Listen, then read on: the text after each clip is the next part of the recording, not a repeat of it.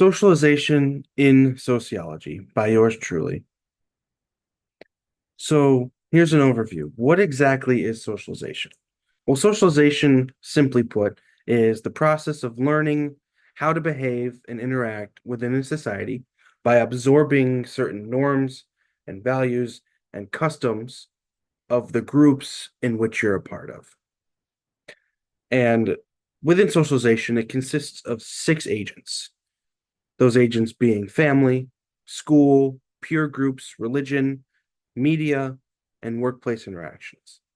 It's also interesting to know that deviance, social deviance, also plays a role in socialization. We'll talk about that. And social inequalities and social factors also play a role in socialization. We'll talk about that. So let's dive right in. So let's talk about the agents of socialization. First one is family, the primary agent of socialization. So within this agent, it usually consists of children, and it involves children learning from their parents and their siblings and other relatives in their lives during this stage of development. They learn and they pick up on behavior based on interactions with family, modeling that they see within their family, or practices in which their family partakes in. They then implement those practices and models and family interactions into their own behavior. Moving on to agent number two, which is school, which is another primary agent of socialization for children. This affects how children behave in a classroom. And it talks about the effects of the classroom rituals and how it helps to enforce what society expects of children. Put it in perspective, children spend 7 hours a day, $180, 180 days a year in school, which solidifies the importance of education in this stage of development. It's a huge part of their lives. So obviously they utilize the opportunity to learn a lot. This is also a key development stage for children as they lead into adolescence and into adulthood. A lot of the things that they learn here, they'll take with them for the rest of their lives. Behavior learned through school rituals and behaviors learned during this stage and within this agent often affect their development simultaneously. Agent number three, moving on, is peer groups. This is mainly a stage in an agent dealing with adolescence. It provides people in this stage of development with their first major acts of socialization as they interact with people in society outside of their family. So most of the interactions before this stage were interactions within their family, but these are when they start to meet people outside of their family. They can help provide support and guidance during this time of development, or it can also lead to, again, social deviance. It can lead to adverse behavior. They can meet people with ill intentions. This is also where people develop friendships and romantic partners and cliques and crowds. And they can even find adversaries or people that they disagree with. That these can all be differentiated during this stage. Moving on, number four, religion. Religion is significant to socialization. And this, again, it portrays mainly the development stages of adolescence leading into young adulthood. Religion can indoctrinate young people into believing a certain set of norms or specific code to life, to live by.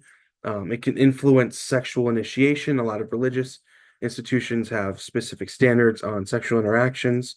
It can influence the idea of expressing religion and practice and implementing that into one's life. It can also be a huge mirage, a huge display of what moral character should look like in one's life, teachings of specific moral behavior. It can also strengthen social order and provide social solidarity. The interesting thing about religion is that all religions have a different moral code, so this can really affect how differently people view life and view right and wrong throughout their journey through life. It can be a lot of it can be based on their religious practices. Number five is mass media. Now, this one is huge right now, especially in the age of technology. Mass media looked a lot different 50 years ago than it does today. And this agent informs people of events that are happening in life, in the world. Again, this is mainly an adult leading into adulthood, adolescence leading into adulthood stage. It introduces people to each other in a different form rather than face-to-face interactions. This can act as a form of communication virtually, which can pose a series of other issues. And it can also expose people to values and viewpoints and products. So again, most people that are like, for example, talking about religion, most people in the Catholic group have a certain set of norms that they all follow, but then we start to see individualized sets of norms, even within the same group.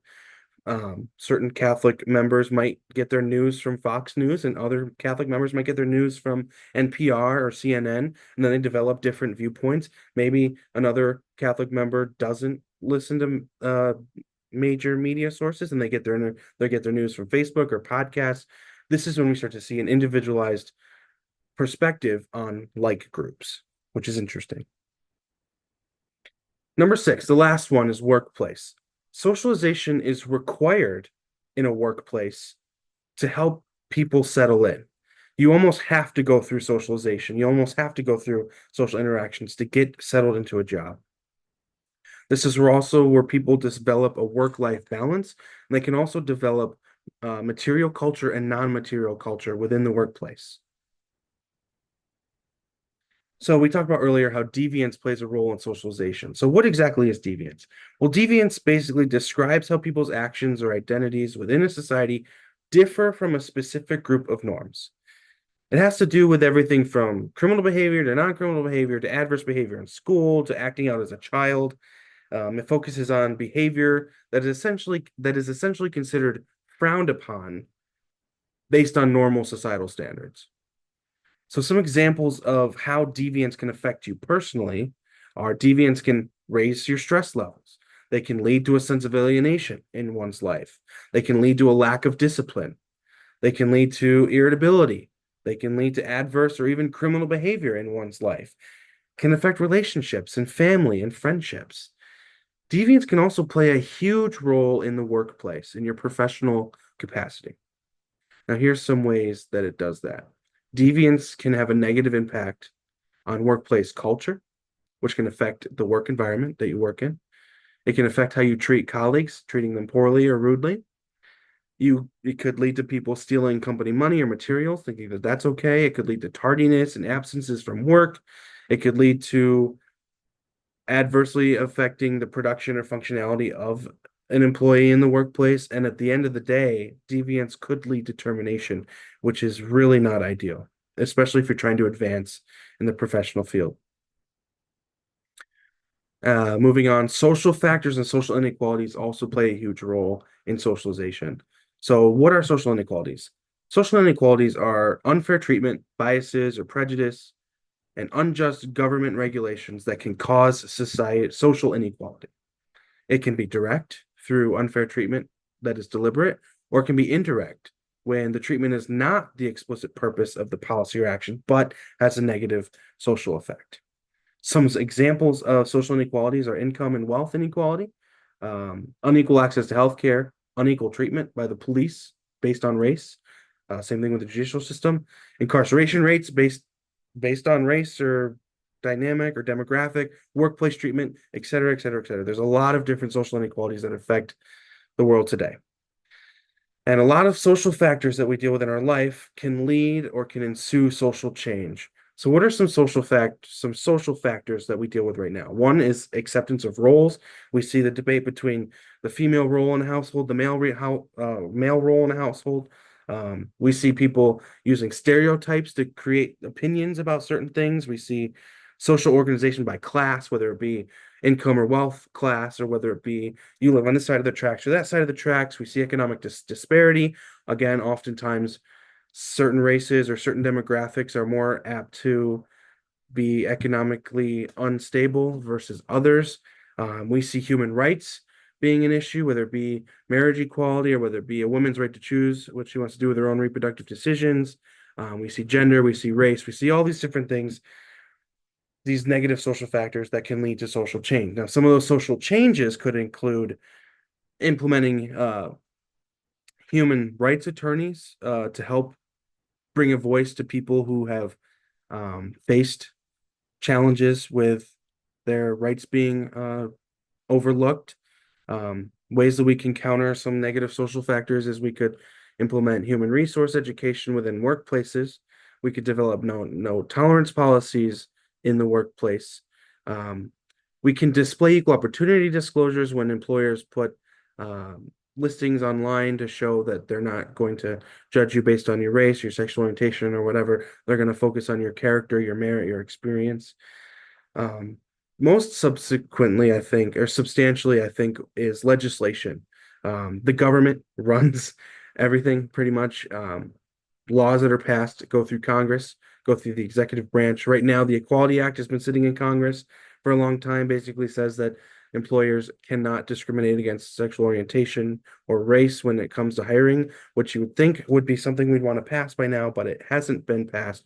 Legislation like that is what brings about social change to counter some of these negative social factors.